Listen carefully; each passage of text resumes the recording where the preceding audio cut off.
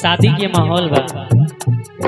शादी होखे वाला बा एगो लड़का के और समधी जी अगुआ से कहेले कि हमरा के सब कुछ मिले लेकिन एगो चीज हमरा के चाहिए, बतावे ले कैसे।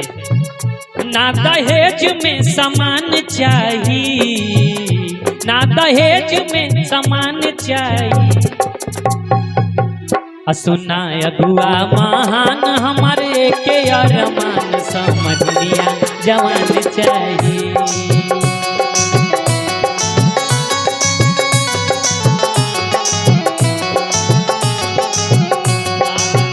ना दहेज में सामान चाहिए, ना दहेज में सामान चाहिए, सुना अगुआ महान, सुना अगुआ महान हमारे के अरमान, समझ लिया जवान चाहिए। सुना अगुआ महान हमारे के अरमान, समझ लिए जवान चाहिए।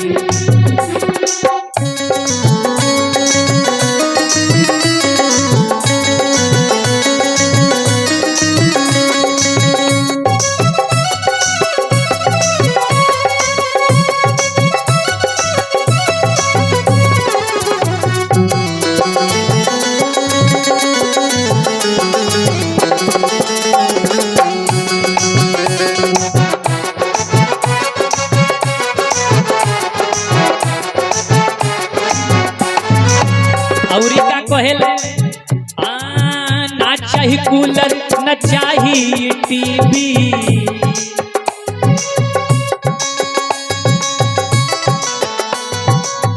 ना चाहिए कूलर न चाहिए टीवी, पढ़ल लिखल बबुआ के चाहिए हमारा बीबी। ना चाहिए कूलर न चाहिए टीवी, पढ़ल लिखल बबुआ के चाहिए हमारा बीबी।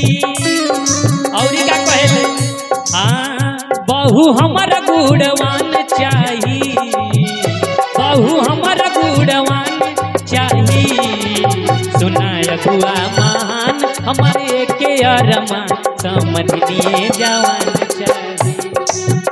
सुना अगुआ महान हमारे के अरमान, समझ लिए जवान चाहिए।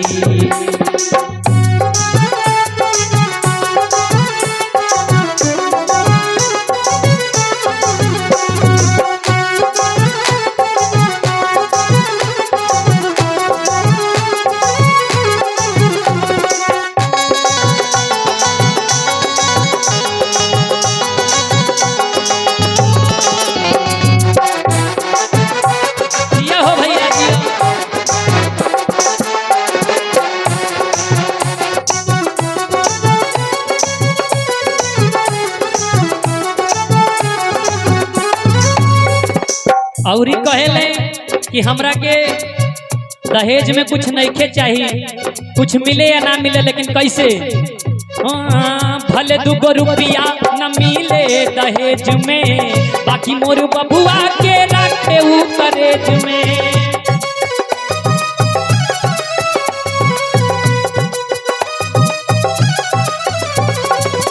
भले 2 रुपया न मिले दहेज में, बाकी मोर बबुआ के राखे उ करेज में।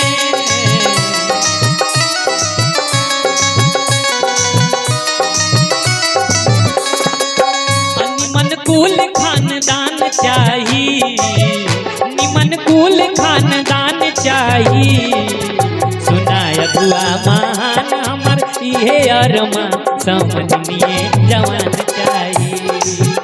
सुना अगुआ महान हमारे ये अरमान, समझ लिए जवान चाहिए। ऐसे ना दहेज में सामान चाहिए, ना दहेज में सामान चाहिए, सुना अगुआ महान हमारे ये अरमान, समझ लिया जवान चाहिए। सुना अगुआ महान हमारे ये अरमान, समझ लिए जवान चाहिए। सुना अगुआ महान हमारे ये अरमान, समझ लिए जवान चाहिए। सुना अगुआ महान हमारे ये अरमान, समझ लिए जवान। रही।